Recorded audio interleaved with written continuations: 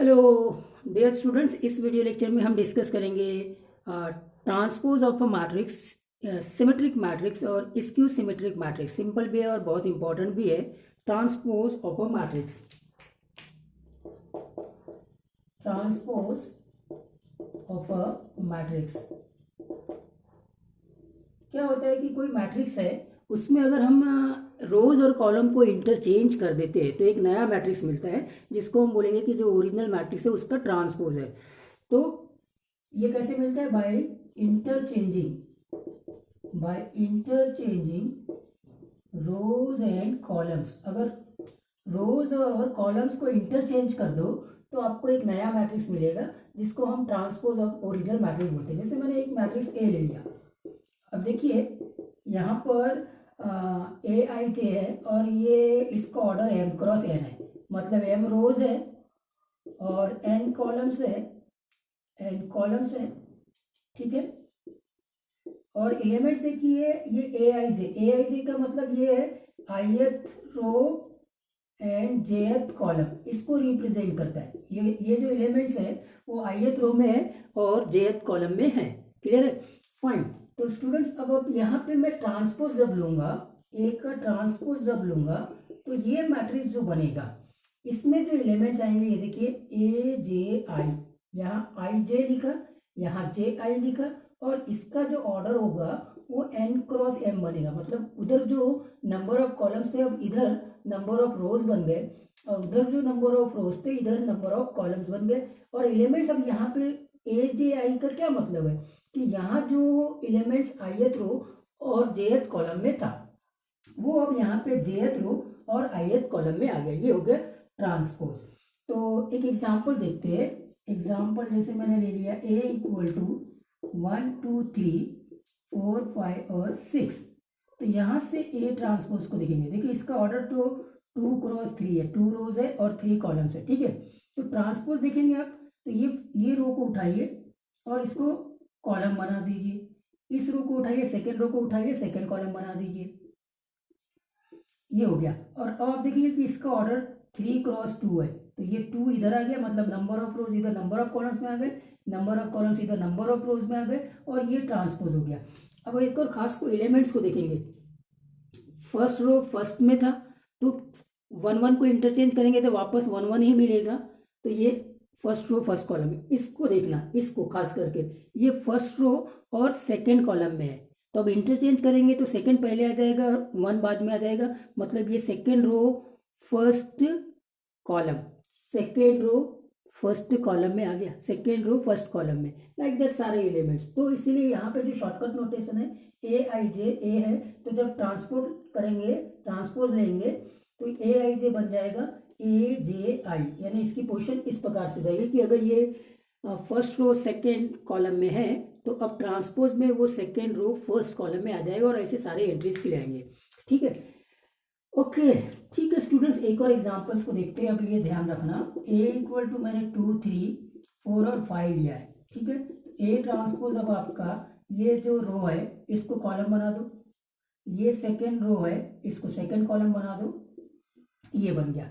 अब थोड़ा सा नोट करेंगे इसकी कैरेक्टरिस्टिक्स को कि देखो A11, ये A11 यहाँ पे भी A11 है और ये 22 यहाँ पे भी A22 है। मतलब डायगोनल्स में जो एलिमेंट्स होते हैं वो कैसे होते हैं, डायगोनल एलिमेंट्स में, मतलब A11 A22, तो 11 को इंटरचेंज करेंगे तो वापस 11 मिलेगा, 22 को इंटरचेंज करेंगे तो वापस 22 मिलेगा। मतलब वो अपने ही जगह पे रह रहे हैं जब हम ट्रांसपोज लेते हैं। तो स्टूडेंट्स, ये था ट्रांसपोज। अब ट्रांसपोज की कुछ खास कैरेक्टरिस्टिक्स को चेकआउट करते हैं। ट्रांसपोज कैसे लेना है वो आपको समझ में आ गया है। मैं एक बार और ट्रांसपोज लेने का एग्जांपल आपको बताता हूँ कि ट्रांसपोज आप आफ्टर ऑल हम कैसे लेते हैं। तो जैसे मैंने 3 क्रॉस 3 मैट्रिक्स ले लिया, 1 2 3 ए बी सी 4 5 6, ये 3 क्रॉस 3 मैट्रिक्स है। तो इसका ट्रांसपोज लेंगे, तो ट्रांसपोज लेंगे तो ये फर्स्ट रो फर्स्ट कॉलम बन जाएगा, ये सेकेंड रो सेकेंड कॉलम बन जाएगा, और ये थर्ड रो थर्ड कॉलम बन जाएगा। अब यहाँ पे देखिए 1 बी और सी, यहाँ पे भी 1 बी और सी है, सी बोलते हो 6 है। तो आप देखेंगे कि जो 1 1 वाला है वो इंटरचेंज होकर वापस 1 1 पोजिशन पे ही आएगा, 2 2 वाला जो एलिमेंट्स है मतलब वो वापस उसी पोजीशन पे आ जाएगा, बाकी सब एलिमेंट्स इस प्रकार के चेंज हो जाएंगे। फाइन, तो ये हो गया ए ट्रांसपोज निकालने का। अब हम क्या करते हैं, डिस्कस करते हैं कुछ important properties related to the transpose of a matrix. ठीक है, तो फर्स्ट इंपॉर्टेंट प्रॉपर्टीज में आ गए कि ए ट्रांसपोज का अगर डिटरमिनेंट लेते हैं तो वो मैट्रिक्स ए के डिटरमिनेंट के इक्वल होगा। देखिए कैसे, अगर ए मैट्रिक्स मैंने लिया 1 2 और 3 4, तो इसका करस्पॉन्डिंग डिटरमिनेंट होगा 1 2 3 4, तो ये 4 - 6 ये हो गया -2। ठीक है, और अब इसका ट्रांसपोज ले लीजिए, तो इसका ट्रांसपोज एक का ट्रांसपोज लेंगे तो ये क्या बनेगा, ये 1 2 3 और 4 बनेगा। तो यहाँ से मुझे ए ट्रांसपोज का अगर डिटरमिनेंट लेना है तो 1 3 2 4, तो वापस से ये 4 - 6 हो जाएगा, 4 - 6 तो कितना आया -2। तो अब आप देखेंगे कि ए ट्रांसपोज का डिटरमिनेंट ए मैट्रिक्स के डिटरमिनेंट के इक्वल है। ये बहुत इंपॉर्टेंट प्रॉपर्टीज है स्टूडेंट्स, करेक्ट है। तो ये हो गया फर्स्ट प्रॉपर्टी। सेकंड प्रॉपर्टी को चेकआउट करते हैं, और सेकंड प्रॉपर्टी बहुत सिंपल है कि अगर ए ट्रांसपोज का वापस ट्रांसपोज लेंगे तो वापस से मुझे ओरिजिनल मैट्रिक्स मिल जाएगा। एक एग्जांपल लेते हैं 1 2 3 4, तो यहाँ से ए ट्रांसपोज मुझे मिल गया 1 2 बन गया 1 2 3 4, यहाँ 3 4, और फिर से इसका ट्रांसपोज लिया, इसका ट्रांसपोज लिया तो वापस से ये 1 3 यहाँ आ जाएगा, ये 2 4 यहाँ आ जाएगा, और ये 1 2 3 4 तो एक्चुअली में ए है। तो इसका मतलब एक मैट्रिक्स का ट्रांसपोज के ऊपर वापस से ट्रांसपोज ले लिया तो हम ओरिजिनल मैट्रिक्स में आ जाएंगे। तो ये हमारा हो गया सेकंड प्रॉपर्टी। तीसरे प्रॉपर्टी को देखते हैं। तीसरी प्रॉपर्टी भी बहुत सिंपल है कि अगर एक मैट्रिक्स ए है और उसको मैंने एक स्केलर नंबर के से मल्टीप्लाई किया और फिर इसका ट्रांसपोज लिया तो के इंटू ए का ट्रांसपोज हो जाएगा, वेयर के इज एनी स्केलर। ठीक है, और ए क्या है, मैट्रिक्स है। तो अब आप देखेंगे कि आप पहले ए मैट्रिक्स में इस स्केलर के से मल्टीप्लाई कर लीजिए, मतलब ईच एंट्रीज को के से मल्टीप्लाई कर दीजिए, और उसके बाद में जो के ए मैट्रिक्स आएगा उसका ट्रांसपोज ले लीजिए। या फिर आप क्या करें, पहले ए मैट्रिक्स का ट्रांसपोज ले लो और फिर उसमें के से मल्टीप्लाई कर दो। तो वही चीज इसमें ये बोला है, के ए ट्रांसपोज इक्वल टू के इंटू ए का ट्रांसपोज, करेक्ट है कि नहीं। ठीक है, और अब आते दो इंपॉर्टेंट प्रॉपर्टीज के ऊपर। तो पहला इंपॉर्टेंट इसमें फोर्थ वन इज कि अगर ए और बी दो मैट्रिक्स है, ए प्लस बी का अगर ट्रांसपोज लेना है तो वो A transpose plus B transpose के इक्वल होता है। आगे क्या बात समझ में। तो देखिए कैसे होता है कि अगर मैंने ए को ले लिया 1 2 3 4 और बी को मैंने ले लिया ए बी सी डी, तो अब आप क्या करें, ए प्लस बी देखिए, ए प्लस बी देखेंगे तो 1 प्लस ए आएगा, 2 प्लस बी आएगा, 3 प्लस सी आएगा, 4 प्लस डी आएगा, और ए प्लस बी अब इसका ट्रांसपोज लेंगे तो ये देखो 1 प्लस ए, ये रो यहाँ से इधर आ जाएगी कॉलम में, 2 प्लस बी और ये 3 प्लस सी और ये हो जाएगा 4 प्लस डी। ठीक है, ये तो हो गया ए प्लस बी का ट्रांसपोज। और अब हम क्या करते हैं, ए ट्रांसपोज और बी ट्रांसपोज अलग से ले लेते हैं। ये ए है तो यहाँ से ए ट्रांसपोज मिल जाएगा 1 2, ठीक है, और ये 3 4 ये भी ठीक है, और बी ट्रांसपोज लेते हैं तो B transpose A B C D, A B C और डी, और अब आप दोनों को ऐड कर दीजिए, A transpose plus B transpose की बात करेंगे तो करस्पॉन्डिंग एलिमेंट्स ऐड होंगे, 1 प्लस ए, 3 प्लस सी, फिर 2 प्लस बी, करेक्ट है, और फिर 4 प्लस डी। और अब आप देखिए 1 plus A 3 plus C, 1 plus A 3 plus C, 2 plus B 2 plus B 4 plus D. तो यहाँ से ये प्रूफ करिए कि ए प्लस बी का ट्रांसपोज जो है वो A transpose plus B transpose के इक्वल होता है। और एक और प्रॉपर्टी को देखते हैं। ओके फाइन, तो अब हम लेते हैं लास्ट प्रॉपर्टीज की, इंपॉर्टेंट है कि ए बी का अगर ट्रांसपोज लेना है, मतलब एक मैट्रिक्स ए है दूसरा मैट्रिक्स बी है, दोनों को मल्टीप्लाई कर लीजिए और फिर उसका ट्रांसपोज ले लीजिए, वो इक्विवेलेंट है। अब देखना, पहले मैं बी को लिया फिर ट्रांसपोज इंटू ए ट्रांसपोज। देखो अब मैट्रिक्स का मल्टीप्लिकेशन है तो मैट्रिक्स के मल्टीप्लिकेशन में ऑर्डर इंपॉर्टेंट है कि पहला मैट्रिक्स क्या है और दूसरा मैट्रिक्स क्या है, ये तो आपको मालूम ही हो गया है। तो यहाँ पे अब फर्स्ट ए मैट्रिक्स है उसको मल्टीप्लाइड कर रहे हैं सेकेंड मैट्रिक्स बी से, फिर जो रिजल्ट आएगा उसका ट्रांसपोज लेंगे, वो इक्वल होगा बी ट्रांसपोज मैट्रिक्स को मल्टीप्लाइड करेंगे ए ट्रांसपोज मैट्रिक्स से, मतलब बी ट्रांसपोज मैट्रिक्स जो होगा वो फर्स्ट है मल्टीप्लिकेशन में और ए ट्रांसपोज मैट्रिक्स जो है वो सेकेंड है मल्टीप्लिकेशन में। आप इसको किसी भी एग्जाम्पल से प्रूफ कर सकते हैं। फॉर एग्जाम्पल मैंने ए को ले लिया, सपोज करो 1 2 और 3, और बी को ले लिया मैंने 4 5 और 6। अब ये देखिए, ये एक्चुअली में 1 2 3 मतलब ये 1 क्रॉस 3 मैट्रिक्स है और ये आपका 3 क्रॉस 1 मैट्रिक्स है, करेक्ट है। ये रो मैट्रिक्स है, ये कॉलम मैट्रिक्स है। अब ए बी लेते हैं, ए बी मल्टीप्लाइड होगा, करेक्ट है, क्योंकि 3 और 3 इक्वल है, तो वो ए बी जो मैट्रिक्स होगा वो कैसे आएगा, तो आपका 1 क्रॉस 1 मैट्रिक्स होगा, मतलब इस फर्स्ट रो को आपको इस कॉलम से मल्टीप्लाइड कर देना है, तो 1 क्रॉस 1 मैट्रिक्स होगा। ये भी बात क्लियर हो गई है, ठीक है। 1 क्रॉस 1, तो इसको मल्टीप्लाइड करेंगे तो 4 into 1 4 plus 2 into 5 10 plus 3 into 6 18, और ये कितना हो गया 22 32, ये हो गया 1 क्रॉस 1 मैट्रिक्स, करेक्ट है। अब ए बी का ट्रांसपोज लेंगे तो वापस से 32 वो अपने ही पोजीशन पे आएगा 1 क्रॉस 1, ये तो कोई इश्यू नहीं है। अब रही बात बी ट्रांसपोज और ए ट्रांसपोज की, तो देखिए अब अगर मैंने बी ट्रांसपोज की बात की तो बी ट्रांसपोज क्या होगा, यहाँ से ये बन जाएगा 4 5 और 6, और आपका ए ट्रांसपोज इस प्रकार का बन जाएगा 1 2 3, इधर आ गया। अब आप देखेंगे तो ये 1 क्रॉस 3 और ये 3 क्रॉस 1 है, तो ये इस प्रकार से वापस से अगर बी ट्रांसपोज को ए ट्रांसपोज से मल्टीप्लाई करूंगा तो ये 1 क्रॉस 1 मैट्रिक्स आने वाला है। मैट्रिक्स मल्टीप्लिकेशन में ऑर्डर कैसे इंपॉर्टेंट है और कब नेसेसरी कंडीशंस क्या है कि मैट्रिक्स को मल्टीप्लाइड करना है, ये सारी चीज़ें बहुत पुरानी हो चुकी है, आप लोग इन सब में एक्सपर्ट है, तो आप दोनों को मल्टीप्लाइड कर दीजिए। तो बी ट्रांसपोज मतलब ये फर्स्ट रो और ये इस कॉलम से मल्टीप्लाइड होगा, तो 4 इंटू 1 4 5 इंटू 2 10 और 6 इंटू 3 18, तो ये वापस से 32 आ गया और 1 क्रॉस 1। तो आप देखेंगे ए बी का ट्रांसपोज जो है वो इक्वल है B transpose into A transpose का। अब ये प्रॉपर्टीज दोनों जो है वो कैसे यूज होगी, इसको थोड़ा सा नेक्स्ट लेवल पे लेके चलते हैं। नेक्स्ट लेवल पे कैसे लेके जाएंगे, जैसे आपके पास में ये एक दिया हुआ है A B minus C D minus या प्लस जो भी कर दो कोई इशू नहीं, और फिर इसका ट्रांसपोज लेना है, ठीक है।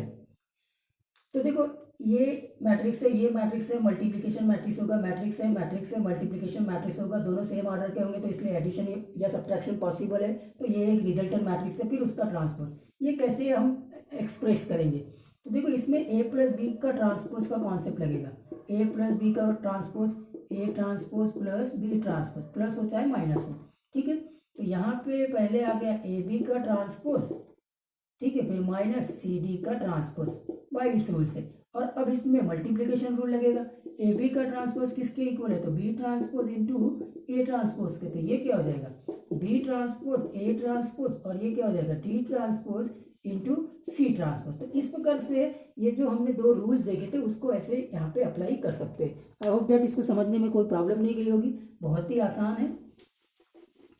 तो स्टूडेंट्स ये थे हमारे ट्रांसपोज के प्रॉपर्टीज, ट्रांसपोज ऑफ मैट्रिक्स क्या है वे भी देख लिया, और उसकी प्रॉपर्टीज क्या है उसको भी हमने चेकआउट कर लिया है। और अब मैं बात करूंगा सिमेट्रिक मैट्रिक्स और स्क्यू सिमेट्रिक मैट्रिक्स की। तो सिमेट्रिक मैट्रिक्स में आते, अब ये हमेशा स्क्वायर मैट्रिक्स में लागू होगा, ए आई जे और ये है, मतलब ये कैसा है स्क्वायर मैट्रिक्स है, करेक्ट है।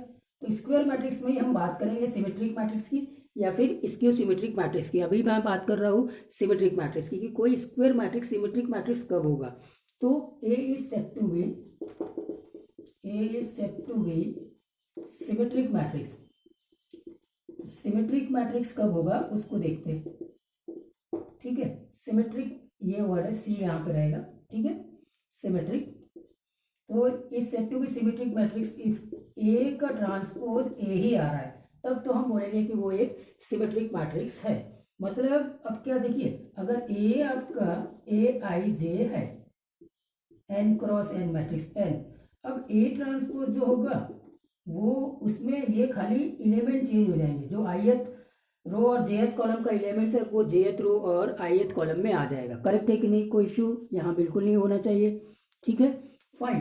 तो स्टूडेंट्स अब यहाँ पे आप ये देखेंगे कि अगर ए ट्रांसपोज ए के इक्वल है, इसका ये मतलब हो गया कि आपका जो ए आई जे एलिमेंट्स है वो इक्वल हो जाएगा ए जे आई के। करेक्ट है कि नहीं? मतलब जो आईएथ रो और जेएथ कॉलम का एलिमेंट्स है वो आपके जेएथ और आईएथ रो के कॉलम के इक्वल हो जाएगा दूसरे मैट्रिक्स में। इसको समझने के लिए मैं एक एग्जांपल देता हूँ। मान लीजिए आइडेंटिटी मैट्रिक्स आप सब जानते हैं 1 0 0 1। तो आई का ट्रांसपोज ले लीजिए। आई का ट्रांसपोज लेंगे तो क्या आएगा? फिर से ये 1 0 इधर आ जाएगा, 0 1 यहाँ चले जाएगा। तो अब आप देखेंगे कि आई का जो ट्रांसपोज है वो एक्चुअली में आई है। मतलब इसका मतलब आई जो है वो सिमेट्रिक मैट्रिक्स है। ठीक है, सिमेट्रिक मैट्रिक्स। तो ये हो गया सिमेट्रिक मैट्रिक्स। और अब आप इसके टर्मिनोलॉजी में बात करेंगे। यहाँ जो एलिमेंट, जैसे इसकी बात करूँ, ये अब फर्स्ट रो और सेकेंड कॉलम में है, तो ये ट्रांसपोज में आ गया सेकेंड रो और फर्स्ट कॉलम में। करेक्ट है कि नहीं? ओके।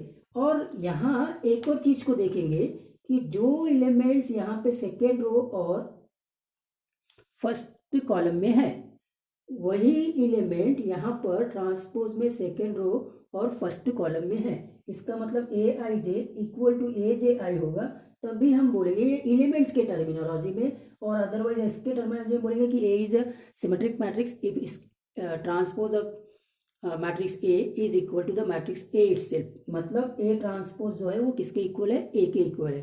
तो आई होप दैट आपको सिमेट्रिक मैट्रिक्स को समझने में कोई परेशानी नहीं गई होगी। ठीक है, और अब मैं बात करूंगा नेक्स्ट वन जो कि इम्पोर्टेंट है, स्क्यू सिमेट्रिक मैट्रिक्स। तो स्टूडेंट्स अब हम बात करेंगे स्क्यू सिमेट्रिक मैट्रिक्स के ऊपर। स्क्यू सिमेट्रिक मैट्रिक्स ये भी वैसे ही है जैसे आपने अभी देखा था। यहाँ सिर्फ क्या होता है, देखो ए जो है वो स्क्वायर मैट्रिक्स है। हम स्क्वायर मैट्रिक्स में ही बात करेंगे। स्क्वायर मैट्रिक्स है, कोई इशू नहीं, स्क्वायर मैट्रिक्स। ठीक है, अब ये इसका ट्रांसपोज लेंगे तो ये ए आई जे जे आई हो जाएगा। ठीक है कि नहीं? और ये एन क्रॉस एन या एन बोलेंगे सिंपली, कोई इशू नहीं है, ये ट्रांसपोज है। अब अगर इफ ए ट्रांसपोज यहाँ पर माइनस ए के इक्वल आ जाता है तब this gives A is skew symmetric matrix. Skew symmetric matrix, ये ध्यान रखेंगे, सिमेट्रिक मैट्रिक्स। करेक्ट है? ठीक है सर। तो इस बार क्या हो गया? A transpose. अब एलिमेंट्स के टर्म्स में बात करते हैं। एलिमेंट्स के टर्म्स में बात करेंगे, ए ट्रांसपोज का एलिमेंट ए जे आई हो जाएगा। करेक्ट है क्या? और इसका ए का जो एलिमेंट है वो ए आई जे है और ये इक्वल है, मतलब ये दोनों में ये रिलेशन होगा इस बार। करेक्ट है? A J I is equal to the minus A I J. बात समझ में आई क्या? इंपॉर्टेंट है ये। अब इसलिए इंपॉर्टेंट है क्योंकि अब स्क्यू सिमेट्रिक मैट्रिक्स में खास बात आ जाती है इसी के कारण से। तो एक थ्योरम लिख लीजिए कि दी all elements of leading diagonal of a skew symmetric matrix